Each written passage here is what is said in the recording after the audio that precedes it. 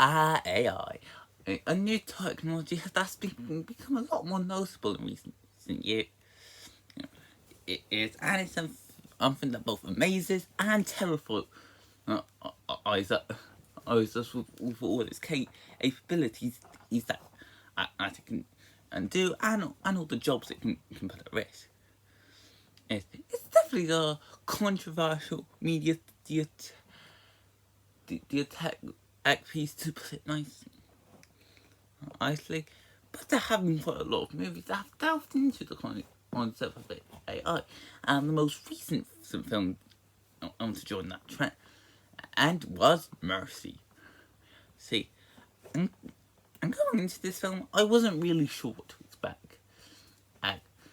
The trailer just looked interesting and it had a promising concept. But it's one of those films where it looked like the trailers were just going to tell me what the entire film was all about. Not how much is that the film wasn't getting amazing critical reception. Remember last week when I talked about 28 Years Later to the Bone Temple and how that was an amazing film released in January? From the looks of it, that's like the exception, because now we've gone back because I was looking at the critical reviews. It looks like we've gone back to the type of slot we get back in January. But as always, I'm always willing to give any film a chance, whether it's something I'm really looking forward to or something I'm not entirely sure about. I'm always willing to give it a little chance. And after watching the film, I can say, I'm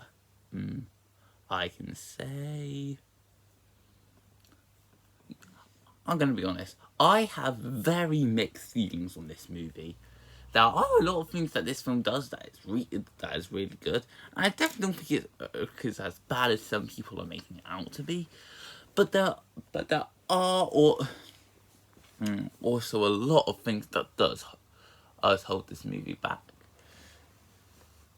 I'll start with the good stuff, because that is quite a bit.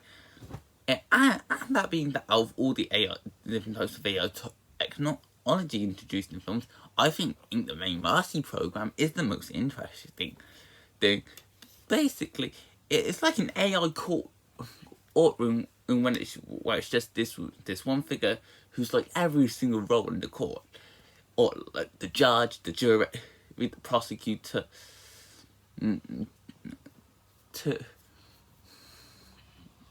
try, like, you name it.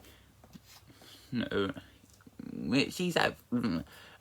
It's pretty much the courthouse in one little artificial intelligence, and I will say that the film does make the most. Also, this technology, where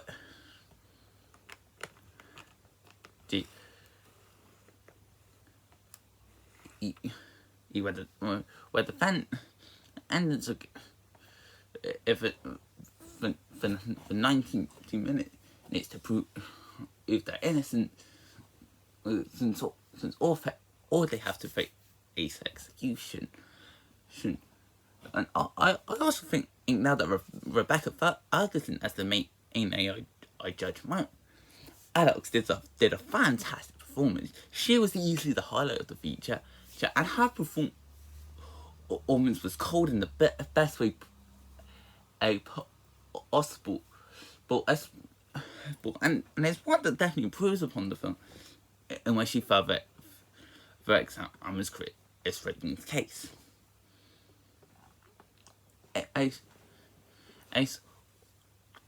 Also, so I was surprised with all the different twists and turns this movie had going for it.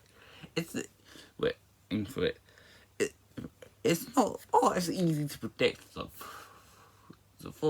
But there are so many twists and turns. Answer the film just many twists and turns, maybe too many twists and turns, and I think this leads us perfectly into the negatives. If that being, the story is quite complicated to follow. Though I'll give the feature that it's not one of those stories that wastes its time.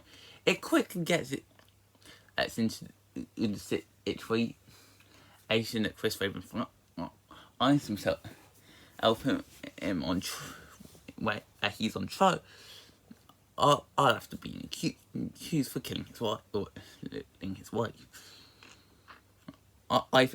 He must prove his innocence. However, as the case unravels and more twists and turns, I start to get a little overwhelmed and confused with all the different elements that were being introduced. None of the twists were bad per se, but it's one of those films that I keep setting twist after twist. It's to make it seem more interesting without asking itself if all of these twists are really necessary. And this especially is the case with the ending. I'm gonna be honest. This is the first ending in a world thing to a movie in a very long time. Well, I'm not really sure if I like it or I hate it. Because it offers so many different twists. And I'm not sure with with that to help the feature or to make it work. I'm really confused as if this film is for or against the AI technology it has set up. Usually, it's quite noticeable in these films whether this is a technology we should be definitely delving into, or a technology we should just avoid at all costs. Here I was struggling to find the proper answer to that, because I think the film was struggling to find the proper answer to that.